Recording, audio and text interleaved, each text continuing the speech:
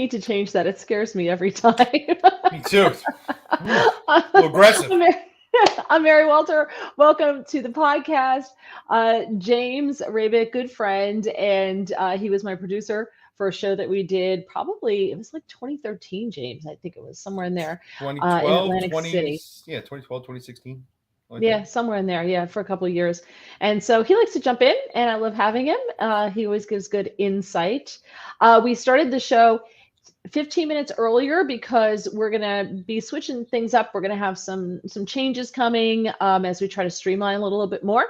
So we wanted to move it from 7:15 to 7 o'clock. Keith from Kentucky already weighing in. Hi, Keith. Thank you for joining us. I think a lot of people are going to be late, but that's okay. You can always catch it on YouTube. You can always watch it even on the Facebook page too. You can watch it again. I don't know about Getter, but I know you can on Facebook and YouTube. If you're watching on Facebook, please like the video. Please like the podcast. If you have not subscribed, please do. We would appreciate that. Excuse me. And we're getting like some crazy storms here. So here's to the electric holding. So Right. That's a biggie. Yeah. because we're getting thunderstorms and everything.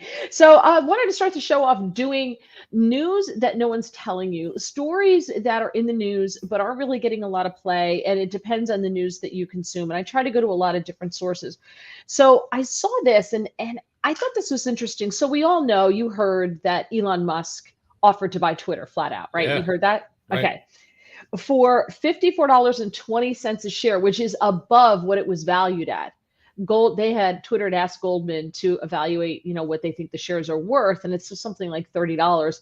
And Elon Musk comes in and offers them $54.20 a share. So they can't turn him down and say, oh, it's not enough, it's below market value. He's offering them almost double what Goldman Right. Sachs, their own appraiser, their own auditor, said it was worth.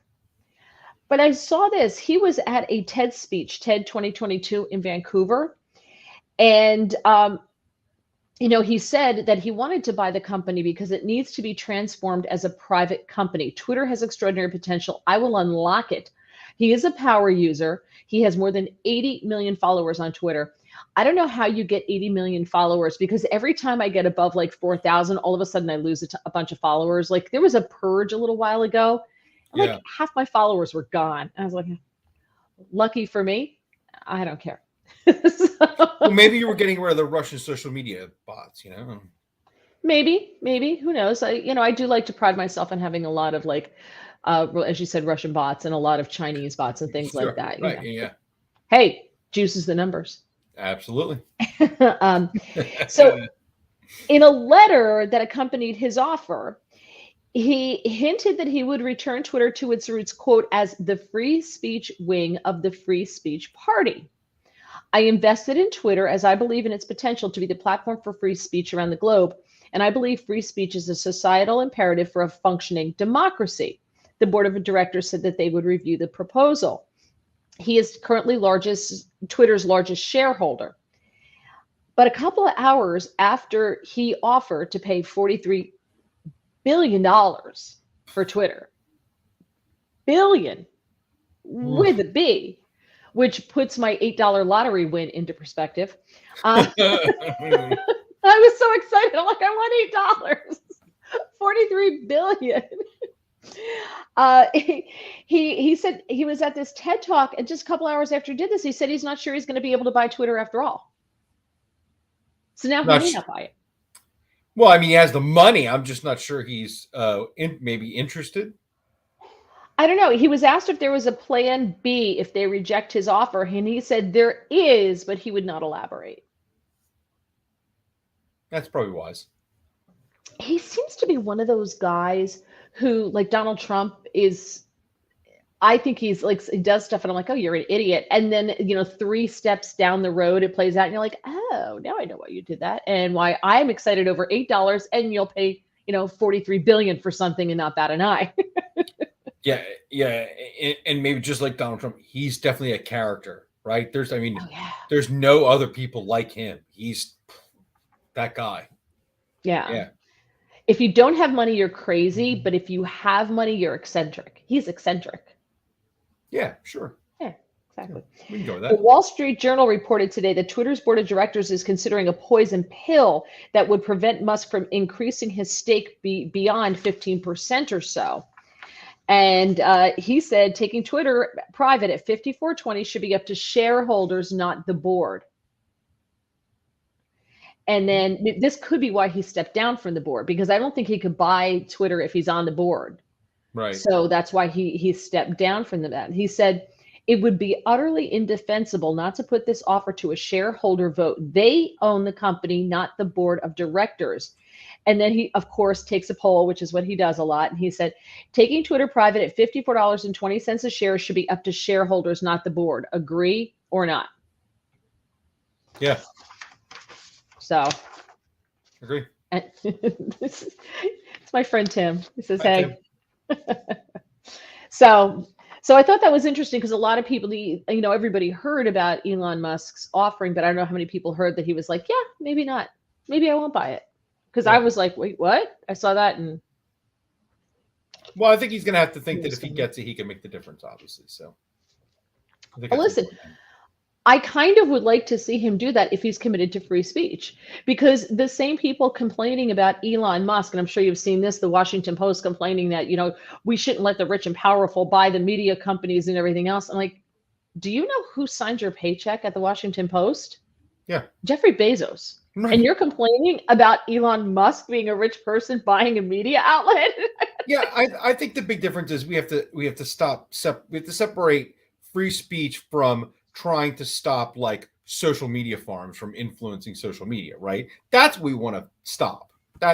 We want people to be able to have free discussion, go out and do all the free speech we can. That's open debate, conservative versus Democrat, religious versus non-religious, all the discussion. I don't care if you're a Nazi, for all I care. You can speak your mind. Free speech is supposed to be there. We want to stop, other countries and their crazy social media farms from inducing arguments into things that are insane and unreal, from trying to influence stuff. That's the stuff you want to sort of weed through. But Twitter's a bunch of hypocrites, because I think it was Nigeria. There was a country in Africa that cracked down on Twitter and was censoring Twitter. And Twitter said, no, it's essential for free speech. So they argued that they're a free speech platform, except for the stuff that they don't like in this country, and then they censor it. But they advocate for no censorship in other countries. So they're a bunch of hypocrites. That's all the stuff that has to go away. That's all nonsense. So let's talk a little bit about voting, shall we? We've been talking about this a lot because a lot of the stories regarding the 2020 election and the January 6th issue, a lot of that's not really being reported by anybody. Julie Kelly's on it. If you follow her on Twitter, she's on it all the time, and it's really great. And Georgia's Secretary of State, Brad Raffensperger, has referred 1,634 cases of non-citizens attempting to register to vote. He's ordering an investigation into that and potential prosecution. A citizenship audit was conducted by Raffensperger over the past few weeks. He said it's the first they've ever done in Georgia. And they discovered attempts to register to vote by non-citizens in 88 of their 159 countries. Raffensperger is Secretary of State, and he said that the results indicate that Georgia's existing voting security laws worked because none of the non-citizens managed to register or vote or cast a ballot. But here's the thing. The ones who did, we don't know about. Right. These are people that what they do is if they attempt to register and there's a question about their citizenship, they're required to provide proof of citizenship before they can be added to the rolls. But I'm sure there were some where there was no question of citizenship for whatever reason, and they're voting, and they probably can't legally vote. This is proof of nothing. Am I wrong? No, you don't seem wrong.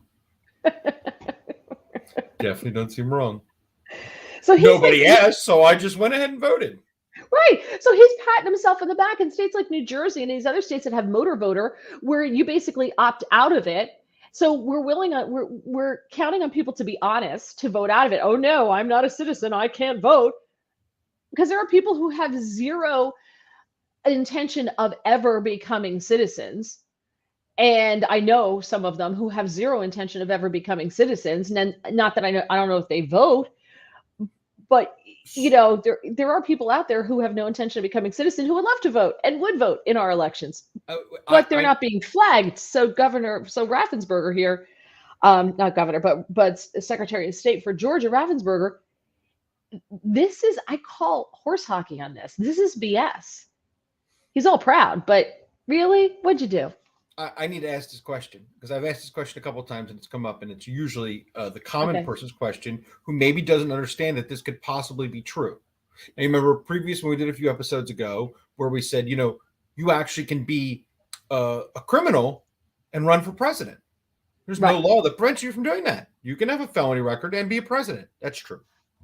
So you're telling me the amount of security they put in to whether or not you're a citizen in some states is the same security they put in for people, let's say, when you go into a Catholic church and say whether or not you're actually a Catholic to take communion.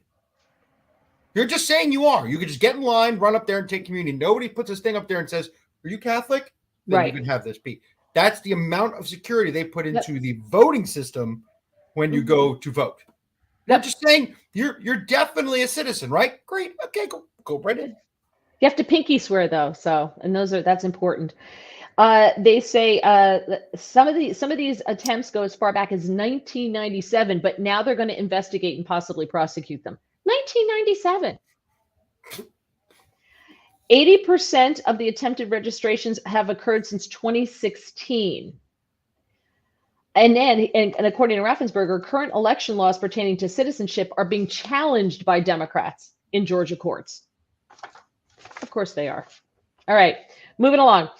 From the Epic Times, according to a defense attorney who is defending 10 oath keepers who are defendants in one of the January 6 cases that have been brought, he claims that at least 20 FBI and ATF assets were embedded around the Capitol on January 6 on 2021. And he put this in a court filing on Tuesday.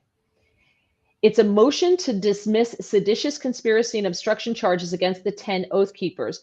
David W. Fisher's the attorney. He filed a 41-page motion to dismiss 4 counts on behalf of all Oath Keeper case defendants. According to a footnote on page 6 of the motion says at least 20 FBI and ATF assets were embedded around the Capitol on J6. The footnote, according to defense attorneys, they said they combed through a mountain of discovery, including FBI Form 302 summaries of interviews conducted by FBI agents. In addition to the information about law enforcement assets on the ground at the Capitol, the footnote says the Oath Keepers were being monitored and recorded prior to J6. Prosecutors in 2 major Oath Keepers cases say they have found not one iota of proof that defendants, quote, had any plan, intention, design, or scheme to specifically enter the Capitol building on J6. Now, we know back in January, Ted Cruz, there was a Senate hearing, Senate Judiciary Committee hearing with Jill Sanborn. And I think we may have talked about it. I'm not sure, but I think we did. And he asked her how many FBI agents or confidential informants actively participated in the events of January 6th. And she said, I'm sure you can appreciate that I can't go into the specifics of sources and methods.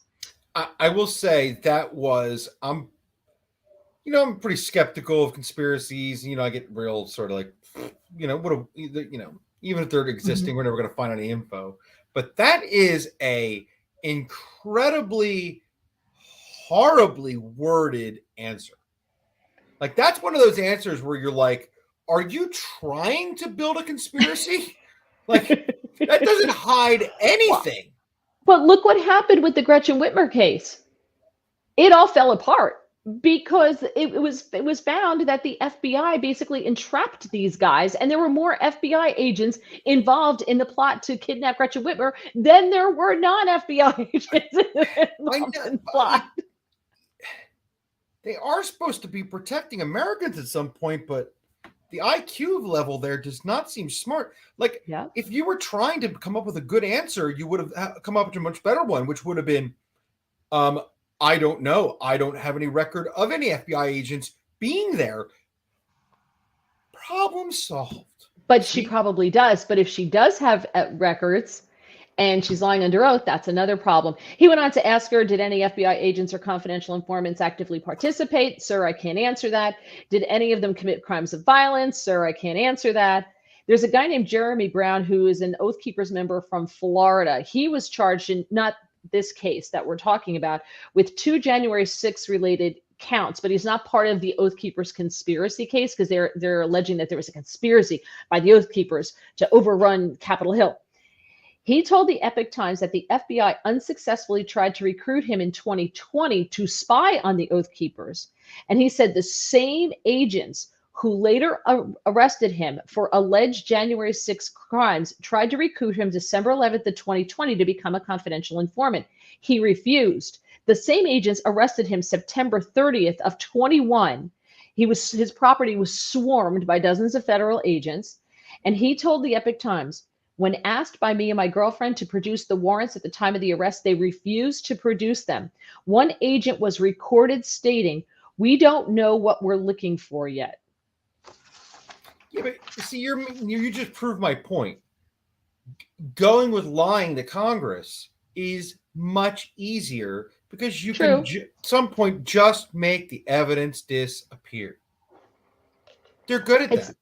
We watched Jeffrey Epstein commit suicide in prison, right? You're telling me they can't make this dumb evidence of these field agents embedded in this thing disappear? I know. That's what I'm saying. Her answer was so stupid. I don't have any faith in anybody anymore. There's a better way to handle that than that dumb answer, kind of like the Carmela answer about, well, there's war in Ukraine and people fight, and then you kind of have bad people. Like, it's like, whoa. Carmela was Tony Soprano's wife. Kamala is the vice president. Oh, I'm sorry. Yeah, that's right. Yeah, that's right. Okay, let's move. Yes, so a little bit of an update on Hunter Biden. So the mainstream media, the Democrat publicity wing of the Democrat Party is starting to report some of this. But did you see this? James Whitey Bulger, remember he just died recently. He was a gangster, was wanted in Boston. Irish, he was part of the mob in Boston, big Boston crime boss. His nephew, Jim Bulger, was a business associate of Hunter Biden's. And according to emails obtained by Fox News Digital, it appears he played a key role in a number of Hunter Biden's Chinese business ventures. So the Bidens, the Irish mob, and the Chinese government have some kind of strange links there? Now you can't write a book like that. Nope. In addition to being Whitey's nephew, Jim Bulger is the son of William Billy Bulger, who served as president of the Massachusetts State Senate for 8 years. Billy Bulger was buddies with John Kerry when he served in the Senate, and Kerry's stepson, Christopher Hines, co-founded Rosemont Seneca with Hunter Biden and Devon Archer. It's so incestuous. It's so incestuous. And I don't want to go into this too much, but you can find it at Fox News. But there's emails that show correspondence between the two of them. And one of the emails going back and forth involves Joe Biden's sister, Valerie Biden Owens, his younger sister, Biden's younger sister. She reached out to Hunter Biden, her husband reached out to Hunter Biden in May of 2014 in assistance in securing a business license so he could expand his telemedicine company in China. And he said it needs to be secured very quickly. And Hunter winds up contacting Whitey Bulger's nephew for help with the Chinese. It's crazy. It's just insane. Like, that headline alone, I thought was hilarious. I like hilarious. Okay, one more story and we'll move on. We'll move on because I have some questions to ask you that we want your input on. Oh, look at that. Al. Hi, Al. So are you familiar, James, with the Edna Mahan Correctional Center in Clinton? It's off on Route 78 up in North Jersey, out in Okay. Clinton, Northwest Jersey. It's beautiful area.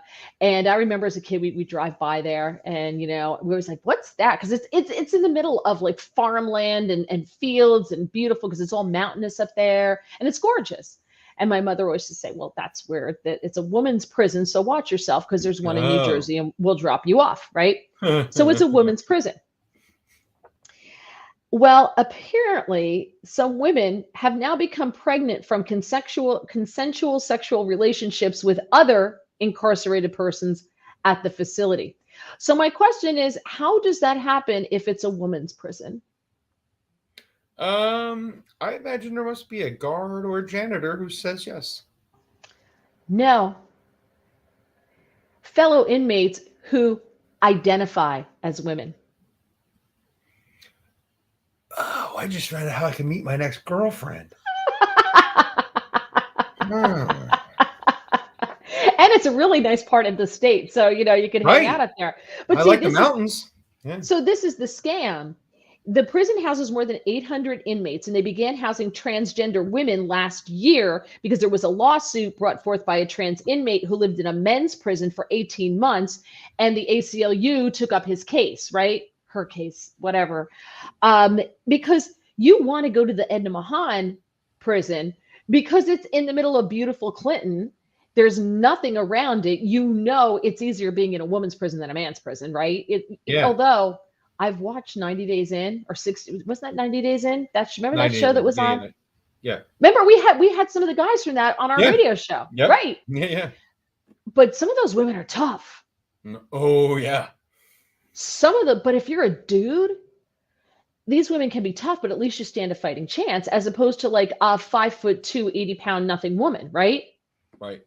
There are 27 inmates who identify as transgender currently housed at the facility because that's the game. If you can get yourself transferred there, you suddenly, feel you're a woman, you get yourself transferred there, you've got it easy. It's a nicer facility. It's not like being in a man's prison like in Rahway or something. So it's a way nicer gig. There was a different time in that world where the dividing line literally for that used to be you had to change teams completely. Right. You had to go fully through with the surgery. Well, maybe that's a good idea because You they're couldn't just be impregnating. hormones. Yeah, I don't understand how they can do this. Jerry, I guess more of my New Jersey taxpayer money gets to help raise these poor kids who shouldn't even exist. Two Edna Mahan prisoners filed a lawsuit last year seeking to end the transgender identity policy. They say they were harassed by trans inmates and that transgender inmates were having sex with female prisoners. The ACLU, though, defended the decision to keep the policy in. They say it's in line with New Jersey's strong anti-discrimination laws. But so we cater to like what 0.03% of the population. I don't even think it's 1% of the population. Well, I'm curious what the dividing line there is now. Is the dividing line just because you are, or is there a hormone-based solution here, or what's the thing that gets you into the female prison? How far in do you have to be, or is it dress? I don't. Klinger from MASH would have been in. I guess. That's me. Could Klinger get it? I don't know. I mean, is that I don't know either. I don't know. So I know we're not staying on this long, so we don't have time for stories. But man, just saying, if Klinger could get in, wow, that's horrific. Do you have a little story? 1991, just out of high school. You want that story? Yes. Handcuffed to Ebony? Really? Yes. Okay. Well, I mean, to keep it long story short, I'm number one person ever indicted on a school zone charge just in the middle of my high school life. So on my way from Camden County Jail to a place called Yardsville Prison, which is where they classify you in New Jersey, I was handcuffed to Ebony. And Ebony at the time would have been called a transvestite, but now would be called a transsexual, transgender. And Ebony was in regular Gen Pop. I mean, she had no chance to go to the female prison. Do we ask what you did to wind up in the back of the police car handcuffed to Ebony? Yeah. So the school zone charge for me it's a really dumb story, but I had worked at a pharmacy And I can't believe it. I think I told the story on the show back in the day, but Yeah, but not on here. yeah, not here, of course. Yeah, I took this is right after I went through all my military band auditions and then found out I was going to be on the military bands. So maybe it was a little depression. I took a whole bunch of pills from a pharmacy I worked at, and then gave them away to hippies like candy, and then essentially was set up by a guy I knew, and they yeah, I went through a whole thing where I was, taken down to the school thing, campus, and they said, "Hey, we know you have a $10 bill with a rip in your pocket." And I said, "Yeah, there you go. They're in my bag." And I had a bunch of pills on me. And so I went through this, I went to a thing called ISP, and I made a little deal. So I didn't have to go through there too long. But I went to Camden County Jail and then Yardsville Prison, and out I was. Camden, 3 Camden months. County Jail could not have been fun. No, that was way worse than Yardsville. Yeah, that was 2 months of no fun at all. I have to say, I don't think I've ever heard this story. I thought you did. I think I would remember that you had spent time in jail. Like, I Yeah, know you visited, the police a twice. couple times, but I think I would have remembered James stole pills from a pharmacy and was selling them like a dealer and wound up in jail story. I think I would remember that. I went to Cherry Hill West. Yeah. And so it was like, as soon as we got to school, like right across the street we used to be Kennedy Hospital. It's like a Jefferson now or whatever. Yeah, that's where we all were. And I was just like, and one of my friends from high school was like, "Hey man, why don't you give me 10 bills and I'll give you $10?" I gave him $10. Actually, I gave him 11. He swallowed one. I went through, first period, second period. I got the third period was in the bottom of the building, and I'm like, this was really stupid. So I decided, like, I better go dump these. Like, I just had a real panic attack. I had like 1,000. I was down to like 400. And then just as I was getting ready to leave, that's when the campus security came and were like, "Hey, we need you." Oh. So I even asked on the way, like, "Can I stop at the bathroom?" They're like, "Nope." Nope. So they dropped me right in the principal's office. They handcuffed me immediately. And they're like, "We know what you did." And I'm like, "I don't know what you're talking about." And that's when they said, "Hey, we know you have it." First of all, they read me the School Search and Seizure Act, which is they can now search anywhere they want in the school, rip open every locker, do everything they want. And then they read me my rights, and they said, "Do you have anything on you?" And I said, "Yep, that little pill bottle in my thing." Wow. Yeah. Wow. So you didn't think the pharmacy was going to figure out? No, ironically, no, I didn't know or care. The guy who set me up is the one who told me the pharmacy, they had been doing it for years. Oh. So I was like, "Oh yeah, it's like a great idea." Yeah. Wow. I swear I did not know this. So, but coincidental for being fame, I am either the first person ever indicted or first person arrested on the school zone charge in New Jersey in 1991. It's a school what charge? The school zone charge. You see everywhere that's school zone. In a drug zone. Oh, okay. Drugs in a school zone. Yeah. Well, I'm sure your parents are proud. Yeah, a little fame. Yeah. Hi, John. Wow. Tale of caution, kids. Tale of caution. No idea. Yeah. Yeah, you do that, you could wind up working on a podcast for free. That's right. All right. So we want your opinion on this. Okay. So, send us your comments. Really interesting story out of the Federalist. And they looked at a bunch of polls from NBC News and Pew. And what they basically found out is that the group of men and the group of women who overwhelmingly voted for Biden, the men admit regret. Okay. So the men are capable of admitting regret in this poll. Okay. But basically, college educated single women still overwhelmingly support Biden. Okay. And it goes in, and so I'm curious to find out why you think that is, because there's a theory in this article, and it's a pretty long article by the Federalist, but it's called "Everyone Else Regrets Voting for Biden, but Not Female College Grads." If you want to look it up, it's really interesting. And I think this kind of courses along with what I've noticed. My female friends who are single are overwhelmingly diehard left. Can't stand Donald Trump. He's mean. He's this, blah, blah, blah, all to the left. And I also find not all of them, but there is a pretty good percentage of them who don't like men. They're bitter because I find them to be bitter. And I'm not condemning all of them. Please don't say, we're not all like that. But and this piece goes into a lot of reasons why what's happening with our colleges. They're overwhelmingly female. You've got a lot more women than men. who are earning degrees. So as our colleges and universities become more female and female oriented, they're more like they're shifting to the left because women are much more likely uh, to agree with the way the left phrases things. The left's arguments are always emotional. The polar bears are going to die. The earth is going to die. We have to help the poor people from Guatemala. How are these mothers going to feed their children? Like it's always very dire, very emotion based arguments that come from the left. And women are more emotional. They just are. And I think women are a lot of times are much more empathetic than men are. That was always a big complaint whenever I do a radio show. My harshest critics are women because they say I'm too hard. I'm too hard. I'm like, but my male co-host just said the same thing, but they agree with what he says because he's a man. And I found on social media, like single women will often come after me and dump me out or unfriend me or come after me. But I noticed that they never do the same thing to men. Like a man can be making the same argument, they'll just ignore it. They won't go after him. So, and think about it, men in our society, when they go to school, from the time they start school to the time they graduate, what are they always told?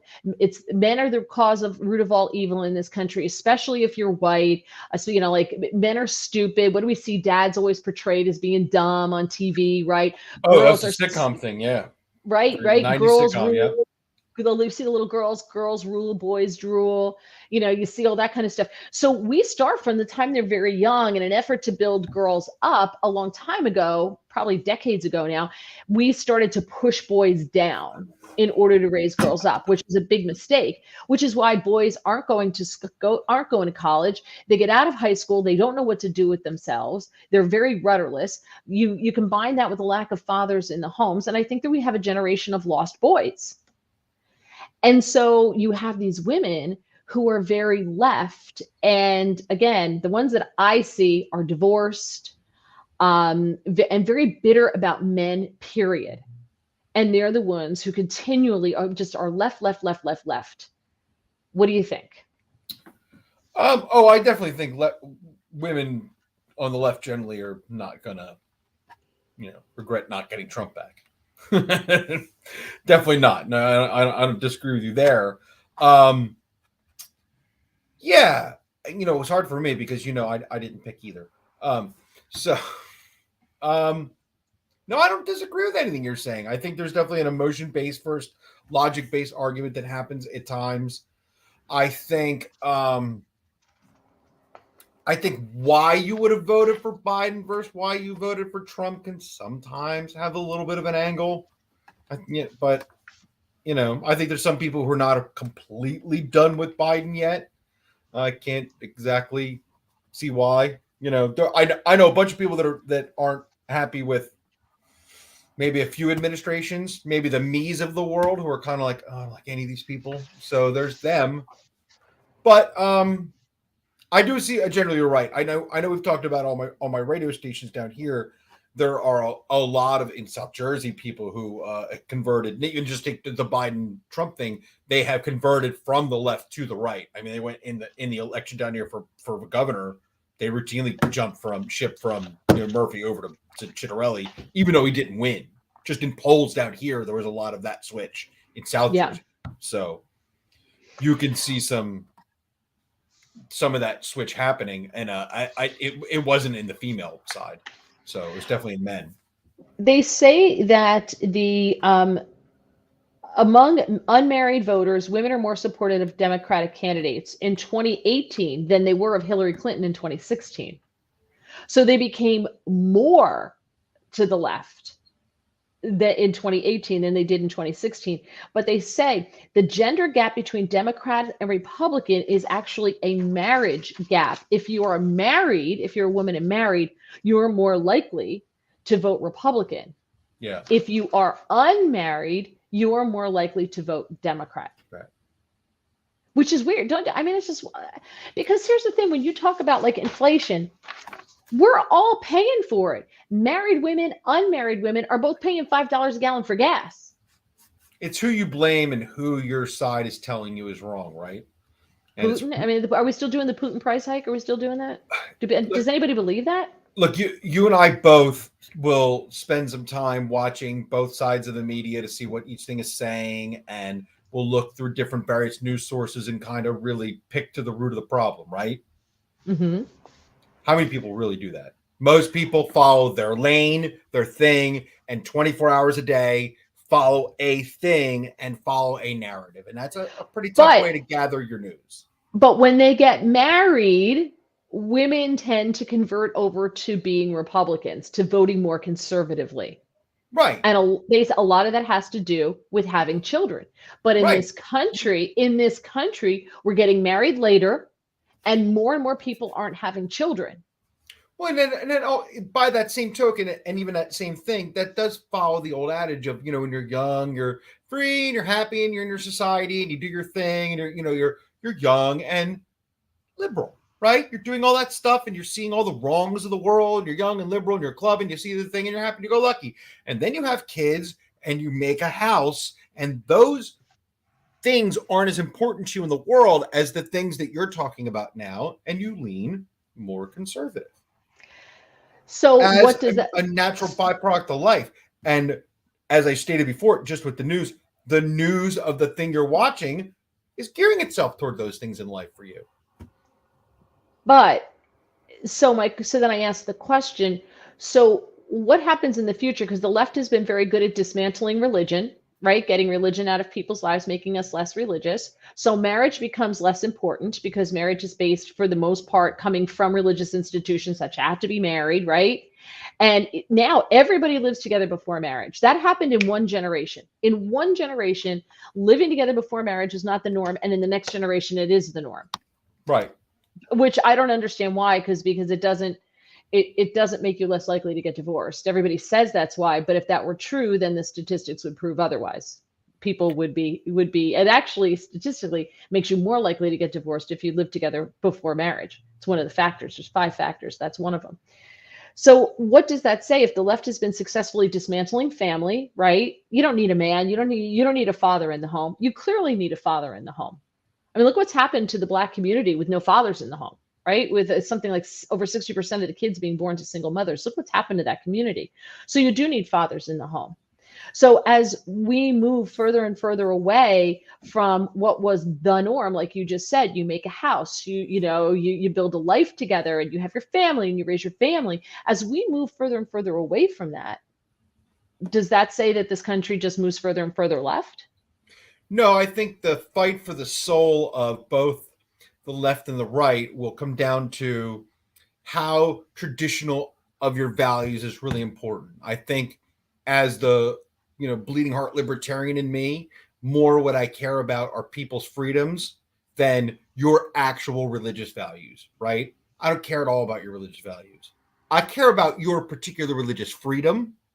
That's why I always say, like, I hate the government involved in morality. I don't think Mm-hmm. they should care about gay marriage. I don't think they should care about any, or even polyamorism. I don't think they should care about any of that. That's all tax rights and billing.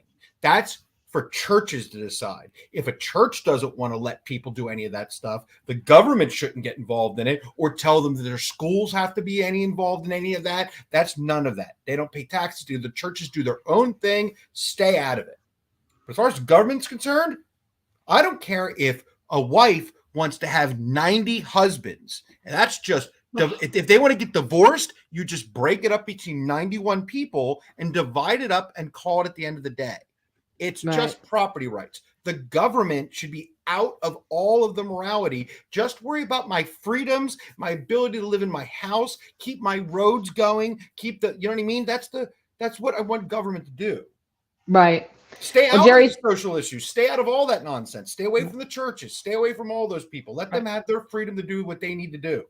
well, Jerry says that, little girls are raised and told that they're princesses, and when you're a princess, you're never wrong. That's why they would never admit to being wrong about Biden. And I think to a certain extent, I think he's right in the sense of when we were kids, our parents told us all the time that we were wrong, and our parents told us no. Now parents are worried about their kids' self-esteem and whether they're going to grow up to be confident. I'm like, my parents didn't give a rat's ass about my self-esteem when I was in fifth grade. None Right. whatsoever. I tell the story about the Halloween costume my mother made for me when I was a pumpkin in kindergarten. And everybody laughed at me because I couldn't fit through the doors of the bus because she made it out of chicken wire. And I'm crying and I had to go home because I couldn't fit on the bus. She didn't care about my self-esteem. She threw my butt in the back of the car and I just laid on the back seat like this, rolling around, and she dropped my butt off at school and said, "Walk on in, honey." Yep. That was Yep. it. She didn't care that all the kids were laughing at me or anything like that. She's like, "It's Halloween. Go have fun. Goodbye." And Right. I was like, "Man, everybody's laughing at me." And she's like, "Get out of the car." Just go. Go. Didn't care. 100%. One point that this writer makes is says big government functions for some single women as a husband substitute, at least financially. Yeah, if you have a lot of programs. That's true. There's a lot to that. Let's see.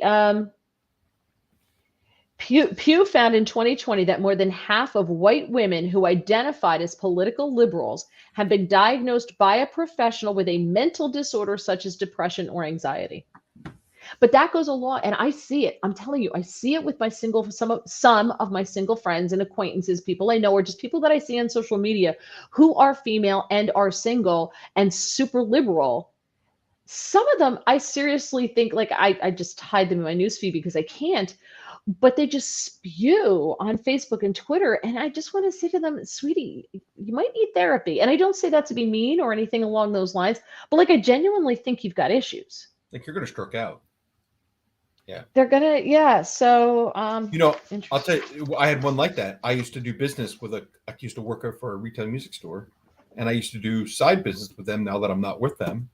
And the owner's wife was going crazy on my Facebook pages during Trump. Crazy, ballistic. I mean, calling people Nazis and stuff. And I just sidebarred her and said, "Hey, look, I'm all for you wanting to dig in and fight your fight with people all you want. I'll even do battle with you sometimes with people. But could we not do it on my Facebook page with people I do business with, and some of them you do business with? Can we maybe do that somewhere else and not with those people? Can we keep some sense of professional decorum with people we do business with? Is that okay?" And she unfriended me and blocked me.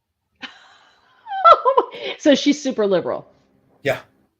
But Uber see, progressive liberal. And I'm like, we do business together. I'm like, yeah. And it's over a Facebook page and screaming about politics because she was calling people Nazis and crazy stuff. By the way, a fully grown woman, an adult. Oh yeah. I know a lot who are adults, and I'm like, you can't function like a normal. You can remember the kind of times we used to have back in the day on the page. You remember some of my friends. She made some of those people look calm and sane. And I was like, I wound up leaving your page for a while because of your psycho friends.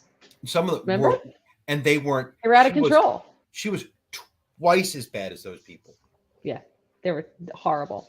All right, so before we run out of time here, I'm not going to just very quickly, since we're talking about Biden, I'll just stay on this, and we talk about how single women can't admit that they regret voting for Biden, but men who voted for Biden all across the board, single, married, college educated, not college educated, overwhelmingly have said, boy, do I regret that move. Okay, so we're talking about that. Did you see this poll? And I think this is so important. Quinnipiac just released a poll last night. They found among Hispanics, only 26% approve of Joe Biden's job approval. Just 26%, with 54% disapproving, 20% having no opinion, which I'm like, really? How do you have no opinion on this? Have you gone grocery shopping lately? So I think that's a huge number. That's a big deal. That's a really big deal because they count on the Hispanic vote. And you're also seeing the Black vote move away from them as well, because they're not doing what they promised. They promised the sun, the moon, and the stars. Obama did that, and they gave him a free pass. Biden's doing it, and they're not giving him a free pass because I think it's being coupled with this insane, out of control inflation. Yeah, there's that. And let's be honest. Look, I certainly Trump made his fair share of completely word salad gaffes. But at the end of the day, he didn't shuffle through the building and looked like he was going to fall over. Biden, you're watching the deterioration. I mean, daily. It's the deterioration is you can't not notice it. There's no way to not notice it. Here's the thing. We knew that during the election, and they voted for him anyway. They voted for him overwhelmingly anyway. 81 million people voted for this man and hated Trump. Oh my God, he's so mean. He's so terrible. He's so horrible. Now you're paying $5 a gallon for gas and you go to the store and can't get chicken. Seriously? I still But don't at least understand. he's not mean. He's not mean. I'm like, no, he has no clue what planet he's on. I don't understand still how he got the nomination.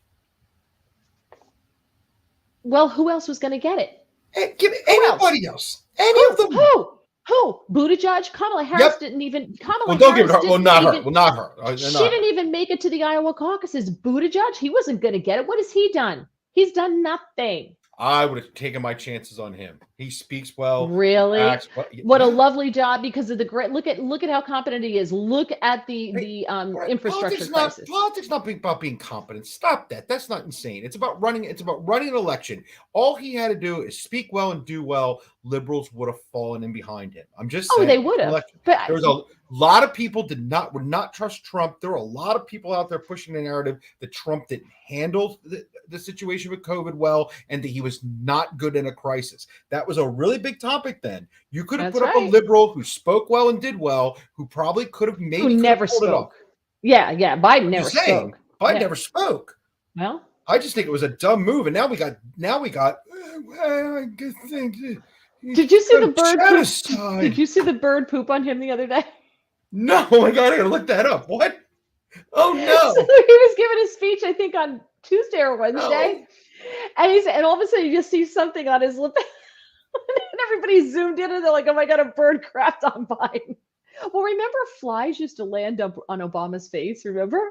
No. Remember, like a lot of flies landed on Obama's face for some weird reason. Oh, that's insane. Bird pooped on Biden. Like by the way, I brought that to start to begin with because I had to point out to somebody the other day. I'm like, we can go pull some real funny things that Trump said. Great. Now let's pull the crazy shit that Biden's saying. Oh, out of control. Is that what you want to do? Let's pull those. Right. Yeah. Great. Yeah. Okay. Right now, that's happening now. Yeah. Right now. And it's scary. Yeah. So just very quickly to wrap this up, 35% of respondents to this new poll approve of Biden's overall. 35% approve of Biden's job performance. 26% of Hispanics, they're in trouble. 35% overall. 54% disapproving. 13 have no opinion. Al Sharpton was on Morning Joe, and I actually saw this, and I turned it off because I cannot listen to that man speak because he mangles the English language to such a degree that I can't. And we've all seen, if you're bored, go on YouTube and look up Al Sharpton versus the teleprompter. It's great. It's the funniest thing ever. Gotta look that up. Al Sharpton versus the teleprompter. It's fantastic. He said the left is losing people of color because they really don't get the people of color's life. Well, you voted for Biden, and you're part of them, so be quiet. In California, a poll was done by Berkeley IGS. Biden has a 50% approval rating in California. 50%? Are you kidding me? California is a dumpster fire. This is better than it was in February. So his ratings have gotten better. Kamala Harris, her numbers are going down since February. She was once at 38% approval rating. She's now at just 35% approval rating in her home state of California, with 45% disapproving. And when it comes to inflation, 59% in California disapprove of how Biden is dealing with inflation. And these are Democrat voters who disapprove of the way he's dealing with it. But the vice president's approval rating from 3 to 11-year-olds is right now skyrocketing at like 94%. She really speaks to them in a language they understand. Here's one more thing out of California. So he's losing the Black community. He's losing Hispanics. Just 21% of voters between the ages of 18 and 29 approve of Biden's handling of inflation. Sure. That's it. That makes sense. And they voted overwhelmingly for him. Remember, Trump's terrible. Trump's a fascist. Trump's a Nazi. We're going to vote for Biden. Blah, Democrat. 21% approve. But 65 and older, 49% approve of the job Biden's doing. Look, the only thing that's not making his ratings be in the 10% is that he's not destroying the war right now with Russia. It's not going badly. Well, he's not helping Ukraine, that's for sure. Not Keith's punching out. Keith was with us from the very beginning. Keith, we're almost done anyway. We'll see you next week. Thanks, Keith. So, very quickly, today is the last day of Lent. There is a man in Cincinnati, Ohio, and according to Fox 29 in Cincinnati, WCPO, his name is Del Hall. This is his fourth Lent where he gave up food, and the only thing he consumes is beer for Lent. I've heard about him, yes. Yes. He said you can use beer. You can use a beer in a very healthy way and not vilify it as an evil alcohol. He says he also keeps hydrated. He drinks water, and he takes vitamins. He's already lost 25 pounds by just drinking beer for 40 days. 25 pounds. He's also raising money for an organization that helps adults with physical disabilities. So that's good. So today's his last day. And tomorrow's Good Friday, so he can't. It's a day of fasting, so he's got to wait till Saturday to get back into the groove. So I wonder what that first meal is. Yeah, I wonder what he's going to have. It'll be interesting. Breitbart has a story that I thought was interesting from Judicial Watch, and I wanted to talk about this as before we head out here. Do you remember the Bidens had that dog that kept biting everybody? I guess it was Major. Yeah. Remember Major Biden kept biting everybody, and they're like, oh, just been a couple Secret Service agents, no big deal. Oh, no. They lied and buried the story. But Judicial Watch, through a Freedom of Information Act, got the story. The documents they got revealed that the Secret Service attempted to downplay the events and reprimanded one of their agents for detailing the attack because they were afraid it would upset the Biden family. They want to upset the Bidens. Oh. Yeah. In March of 21, Jen Psaki claimed that one of the attacks occurred after Major was surprised by an unfamiliar person. Remember that? Remember we heard that? Yeah. Well, it turns out, according to the documents, the bite occurred after the dog bit agents over 8 consecutive days, and the injuries were severe, not minor.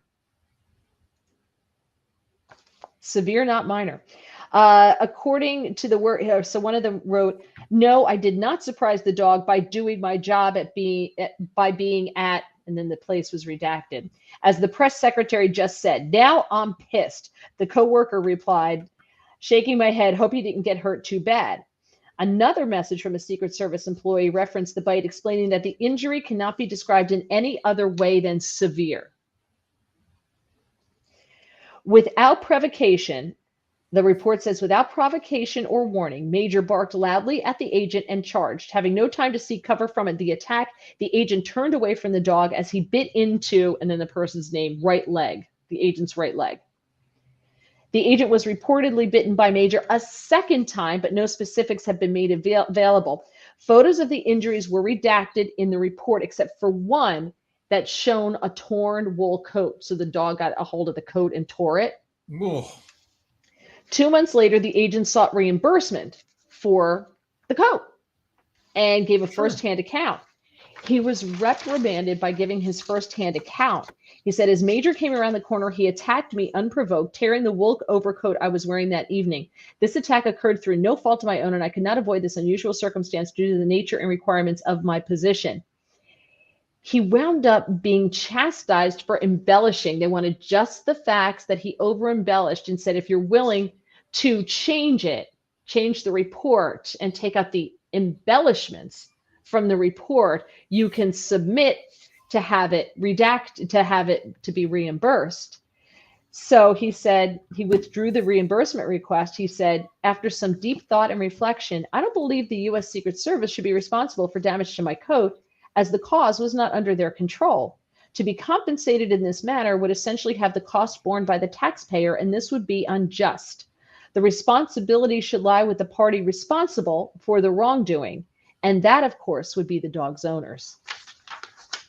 He wanted the Bidens to pay him, not the taxpayers. Good for him. I like that. Yeah, good for him. Exactly right. Hey, David. See you soon. And lastly, I wanted to go out with this story because it's so weird. And look at this, James. We're going to do it in an hour. We're going to do it. One last story to go into your Easter weekend with. This is from Yahoo News. It comes out of India. 4 men have been arrested after one of the men on his cell phone, they discovered a video of them gang raping a Bengal monitor lizard at the Sanhedari Tiger Reserve in Maharashtra, India. All right. A monitor lizard. Those things I think can hurt you, right? Yeah. So I was like, all right. CCTV footage from the Maharashtra Forest Department showed the 4 men lurking around the forest and trespassing into the tiger reserve. Who trespasses into a tiger reserve? Who does that? Somebody with a lot of cojones, right? You sit down there, tiger. You wait it out. You can be next. Notice they didn't try to rape a tiger. I'm just saying. Yeah. Well, look, you ever see the size of a monitor lizard?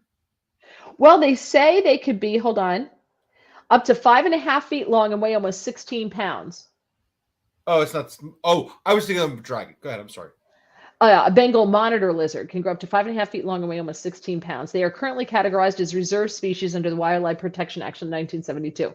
What is wrong with men? What is wrong with your species? What the holy hell? What makes a man go, yep, I want to do that? That's where I'm going, right there. I want it so bad I'm going into the tiger reserve. He had a choice of an apple pie or a lizard. He chose a lizard. They may not have apple pie in India. Just saying. A pastry, something. Amazing. Jerry says, in other words, the Secret Service agent seeking compensation from the Chinese. Nice. Thanks, Al. So forest guards initially to the video of men sexually assaulting the monitor lizard. Officials also found photos of various animals such as porcupines and deer on the men's photos. Now, I don't even like they were just pictures. But a porcupine? Seriously, dude? How do you find out where and how? Yeah. How? Where? Why? I am not a man. I cannot look at another, like a dog, a horse, a monitor lizard, or anything like that and go, damn, I'm getting lucky tonight. Like, that's just not anywhere in my brain at all. Well, look, and I have routinely said my standards are yes, followed by personality, followed by looks. And even I'm kind of like, what is happening here? I'm sure your ex-wife loves that. Loves to hear that. The plaintiff, yeah, she loves that. Yeah. The plaintiff. Forest guards initially only caught one of the accused while the others fled. The remaining 3 were later found. I could tell you where, but I don't understand. I can't pronounce 3/4 of the words. The case was taken to the Indian Penal Court to discuss proper legal action and charges against the 4 men. Listen to this. According to the Indian Penal Code, Section 377, anyone who voluntarily commits intercourse with an animal shall be punished with imprisonment for life or with imprisonment of either description for a term which may extend to 10 years and also be liable to fine. Well, good. 10 years worth it. Hurting this poor little lizard? Yeah. But life, he could go away for life. They're serious. Yeah. And what does Rich say? Great subject and conversation, but you're leaving out the left's propaganda machine. With the monitor lizard? He might have been backing up to the other one. Which one? Paying for the dog. Keeping the dog story down. Oh, maybe. Yeah, well, do we expect Jen Psaki to tell the truth? I mean, don't we kind of all know that, like, any White House spokesperson lies? That's their job, yeah, that's right? Their job. Yeah, they're covered for. Yeah.